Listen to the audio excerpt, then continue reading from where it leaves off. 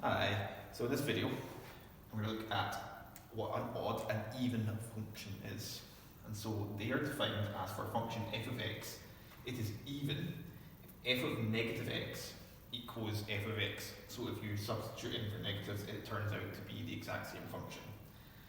Whereas an odd function is said to be odd if f of negative x equals negative f of x. What that geometrically translates into is that an even function, for example x squared and y equals cos x, have reflectional symmetry across the y-axis, so you can rotate them across there.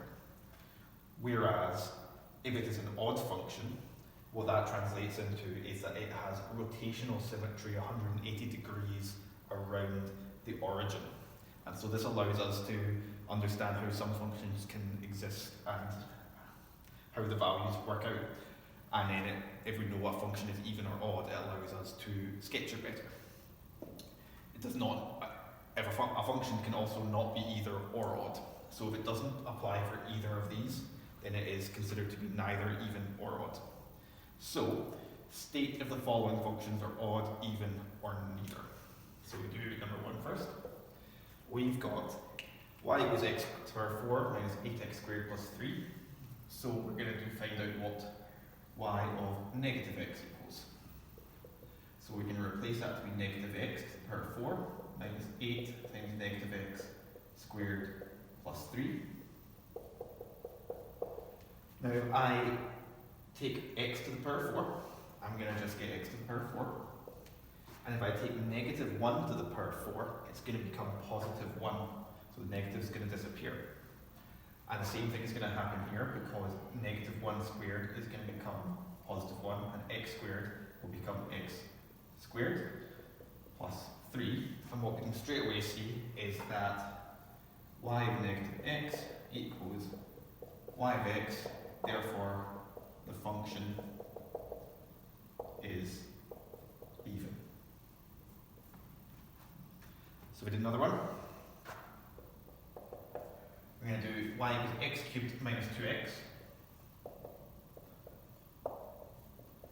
So we're going to get y of negative x, so we're going to replace that with negative x cubed minus 2 times negative x. X cubed is just going to become x cubed.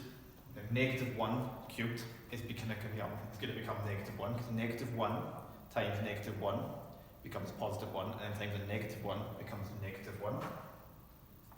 And negative 2 times negative x becomes positive 2x, which I can then rewrite as x cubed minus 2x. So we can see that y of negative x equals negative y of x. Therefore, the function is odd.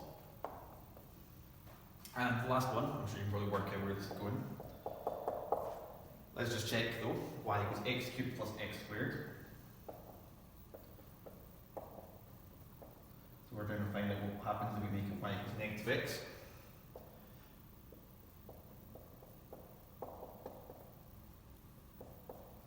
And so we get x cubed becoming x cubed, negative, so it's the negative, and then it's going to become plus x squared. You can see there that y of negative x does not equal either y of x or negative y of x. Therefore, function is neither odd or even.